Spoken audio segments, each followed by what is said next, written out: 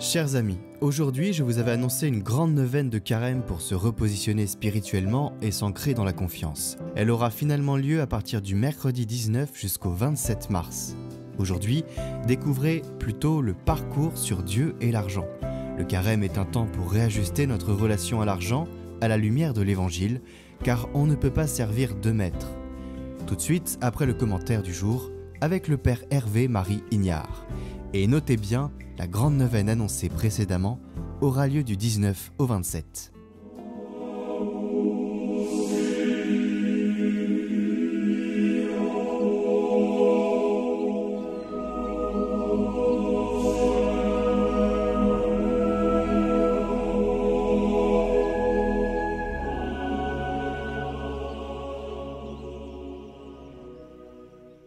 Lecture du livre du prophète Daniel. Je fis au Seigneur mon Dieu cette prière et cette confession. À toi, Seigneur, le Dieu grand et redoutable, qui garde alliance et fidélité à ceux qui l'aiment et qui observent ses commandements. Nous avons péché, nous avons commis l'iniquité, nous avons fait le mal, nous avons été rebelles. Nous nous sommes détournés de tes commandements et de tes ordonnances. Nous n'avons pas écouté tes serviteurs les prophètes, qui ont parlé en ton nom, à nos rois, à nos princes, à nos pères, à tout le peuple du pays.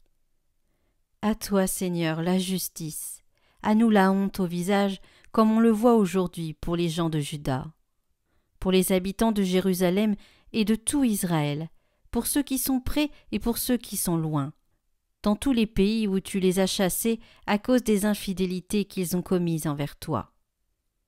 Seigneur, à nous la honte au visage, à nos rois, à nos princes, à nos pères, parce que nous avons péché contre toi.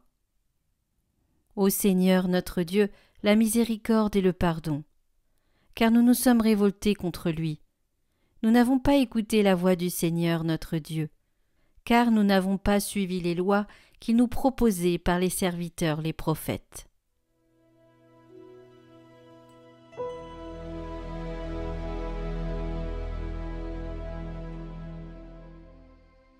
Seigneur, ne nous traite pas selon nos péchés. Combien de temps, Seigneur, durera ta colère? Ne retiens pas contre nous les péchés de nos ancêtres, que nous vienne bientôt ta tendresse, car nous sommes à bout de force. Aide-nous, Dieu notre Sauveur, pour la gloire de ton nom. Délivre-nous, efface nos fautes pour la cause de ton nom. Que monte en ta présence la plainte du captif. Ton bras est fort, épargne ceux qui doivent mourir. Et nous, ton peuple, le troupeau que tu conduis, sans fin, nous pourrons te rendre grâce.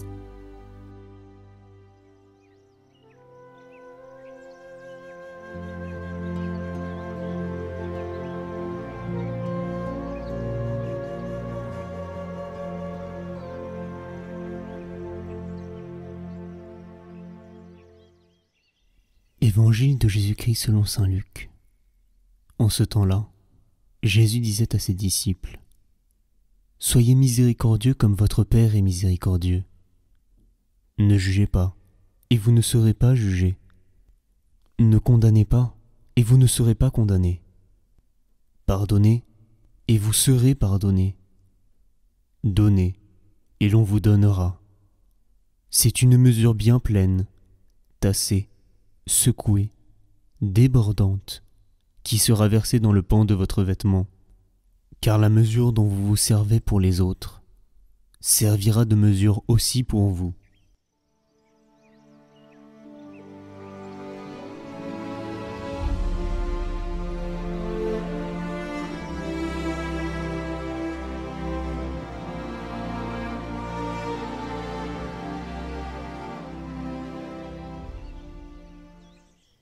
Si nous étions à la place de Dieu, que ferions-nous face à un peuple infidèle, ingrat et rebelle? Notre logique humaine nous pousserait à condamner, punir, à mettre un terme à cette histoire décevante. Et pourtant, Daniel, dans sa prière, reconnaît une vérité essentielle. À nous la honte, au Seigneur la miséricorde et le pardon. Ce contraste est frappant, Nous pensons souvent que la justice divine signifie rétribution immédiate et châtiment proportionné. Mais non, la justice de Dieu n'est pas un calcul, c'est un débordement de miséricorde. Nous méritons l'éloignement, et il revient vers nous. Nous avons rejeté sa voix et il continue de parler. Nous avons été infidèles et il reste fidèle. Ce n'est pas de la faiblesse, c'est sa nature. Dieu ne nous aime pas par intermittence en fonction de nos mérites. Il nous aime de manière absolue, même lorsque nous nous sommes éloignés. Jésus nous invite alors à entrer dans cette même dynamique.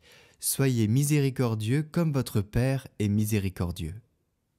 La mesure que nous utilisons pour juger les autres sera celle qui nous sera appliquée. Ce n'est pas une menace, mais une révélation. Notre capacité à recevoir la miséricorde dépend de notre disposition à la donner. Saint Hildegard de Bingen le souligne magnifiquement. Peu importe à quel point nous sommes marqués par le péché, Dieu nous regarde toujours avec un amour de Père, prêt à nous élever. La vraie conversion commence quand nous acceptons ce regard sur nous-mêmes et quand nous apprenons à le porter sur les autres. Cela ne signifie pas minimiser le mal, mais refuser d'en être prisonnier. Juger et condamner, c'est enfermer. Pardonner et donner, c'est ouvrir.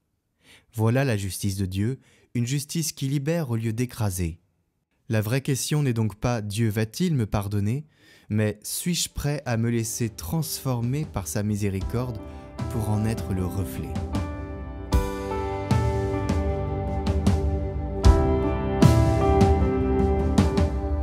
Le cœur broyé, l'âme emplie de peur, nous nous cachions loin de toi. Mais pour nous racheter, tu t'es fait l'un de nous, éternel est ta miséricorde. Tu as porté nos péchés, Seigneur, jusqu'à la mort sur la croix. Et quand tu rends l'esprit, tu nous ouvres la vie, éternelle est ta miséricorde. Par ta main guide-nous, Seigneur, transforme-nous en ton amour, rassemble-nous en un peuple saint qui porte en ce monde ta paix.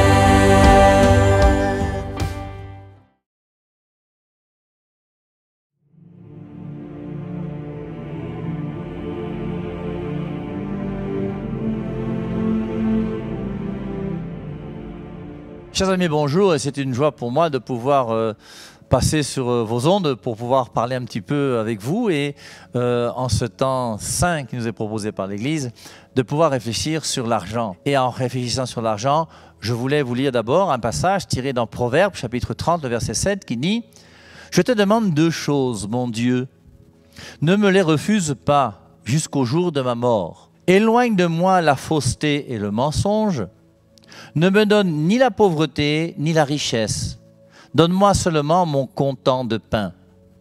Car avec l'abondance, je pourrais te laisser et dire « Qui donc est Yahvé ?» Et dans le dénuement, je pourrais me mettre à voler. Ce serait déshonorer le nom de mon Dieu. Alors, Proverbe chapitre 30, verset 7, il demande simplement que donne-moi ce qui m'est nécessaire pour vivre parce que nous avons tous besoin d'argent. Et il est clair que l'argent est quelque chose qui est bon. L'argent n'est pas mauvais. Quelqu'un qui n'aime pas l'argent, il faut avoir peur de lui. Quelqu'un qui n'aime pas l'argent, il faut avoir peur de lui plus que du voleur. Et quand vous marchez avec des gens qui vous disent que moi l'argent ça ne m'intéresse pas, il faut être très attentif parce que ce sont des gens souvent qui sont un peu bizarres. Et donc, c'est important d'avoir de l'argent et il faut être capable de gérer sa vie en gardant un minimum d'argent quelque part parce qu'on peut tous avoir des soucis financiers, de santé, de ci, de ça. Maintenant, on n'est pas obligé non plus d'être milliardaire sans tenir compte du fait qu'il faut quand même prendre soin des pauvres. Alors, je voulais avec vous réfléchir d'abord sur la tentation du Christ au désert.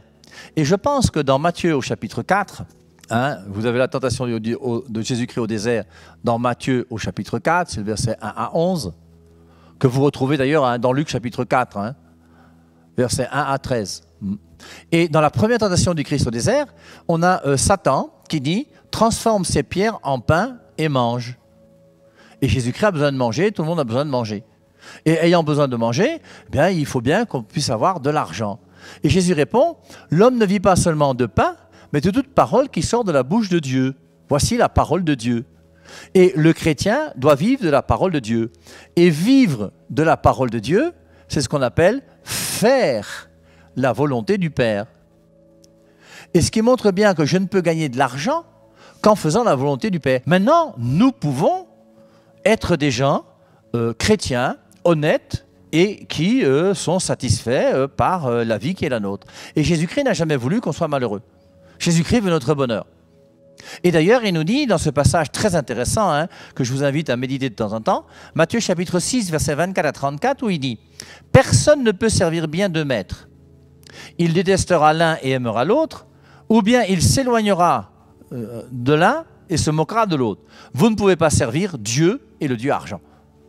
Tu ne peux pas servir en même temps sur la terre Dieu et l'argent.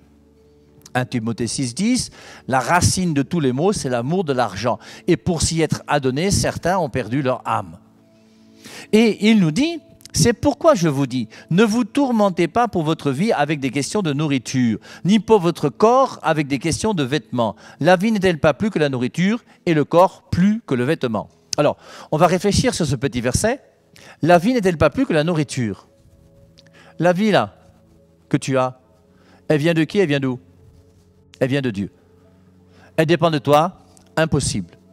Tu es venu au monde quand? C'est pas toi qui as décidé. Tu vas mourir quand? C'est pas toi qui as décidé. Et la vie que tu as, cette vie est plus que la nourriture. Tu te bats pour la nourriture tous les jours. Et c'est bien, il faut le faire. Mais la vie, là, tu ne sais pas qu'elle peut partir un jour. Et c'est pour ça que l'important pour nous, c'est de comprendre que celui qui m'a donné la vie va me donner le vêtement et la nutrition. Dieu sait que j'ai besoin de manger. Je reprends ce passage. C'est pourquoi je vous dis, ne vous tourmentez pas pour votre vie avec des questions de nourriture. Il continue, ni pour votre corps avec des questions de vêtements. La vie n'est-elle pas plus que la nourriture et le corps plus que le vêtement? Regardez les oiseaux du ciel. Ils ne sèment pas, ils ne moissonnent pas, ils n'ont pas de réserve ni de grenier, pas de frigo, pas de congélateur, ils n'ont pas de cave pour mettre du vin. Mais votre Père du ciel les nourrit. Vous n'avez jamais vu un porc partir au champ avec une machette ou une poule partir commencer à faire son champ avec une houe. Et pourtant, Dieu nourrit les poules et Dieu nourrit les porcs. Vous avez même les éléphants. Le nombre d'éléphants qu'il y a sur la terre. Vous savez qu'un éléphant mange 45 kilos par jour? Et Dieu nourrit tous les éléphants de la terre en leur donnant 45 kilos par jour sans souci. Et pour eux, ce n'est pas compliqué. Et ils n'ont pas de grenier, ils ne moissonnent pas, ils ne sèment pas. Prenez les poissons, prenez le porc-épic, le pangolin, prenez les sangliers, les chevreuils, prenez tout ce que vous voulez. Regardez tous ces animaux qui existent, qui ne sèment pas, qui ne moissonnent pas et que Dieu nourrit. Regardez les oiseaux du ciel, ils ne sèment pas, ils ne moissonnent pas, ils n'ont pas de réserve ni de grenier, mais votre Père du ciel les nourrit. Et vous alors, ne valez-vous pas beaucoup plus qu'eux? Qui d'entre vous, à force de s'inquiéter, pourra prolonger sa vie d'une seule coudée? Cette vie que Dieu t'a donnée, tu ne peux rien y ajouter. La seule chose que tu peux faire, c'est trouver une boule de couscous ou un steak frit de temps en temps, ou entrer dans un McDonald's pour pouvoir manger je ne sais pas quoi. L'important, cette vie qui est la nôtre, nous, on se bat pour quoi? Pour les chaussures. Tu peux acheter des pieds. Le jour où tu as un accident et qu'on te coupe les pieds, qu'est-ce que tu vas faire de tes chaussures? Et nous, ce qu'on trouve, c'est des choses superficielles pour donner la nourriture, mais la nourriture, ce n'est pas ça qui donne la vie. Donc, continuons. Et le vêtement, pourquoi vous en préoccupez? Voyez comme les lys des champs. Je vous dis que Salomon, dans toute sa gloire, n'était pas habillé comme l'un d'eux. Si Dieu habille ainsi la plante sauvage, qui aujourd'hui se dresse, mais demain sera jetée au four, ne fera-t-elle pas beaucoup plus pour vous, gens de peu de foi? Donc laissez là vos inquiétudes. Qu'allons-nous manger? Qu'allons-nous boire? Comment nous habiller? Laissez les païens courir après toutes ces choses, car votre Père du ciel sait que cela vous est nécessaire. Cherchez d'abord son royaume et sa justice, et tout le reste vous sera donné en plus. Matthieu 6, 33, cherchez tout d'abord son royaume et sa justice, et tout le reste vous sera donné en plus. Dieu est prêt à s'occuper de nous, mais il ne peut s'occuper de nous qu'à partir du moment où nous-mêmes nous engageons à vivre comme il le veut. Soyons de vrais chrétiens, et alors nous n'aurons plus de soucis financiers. Amen.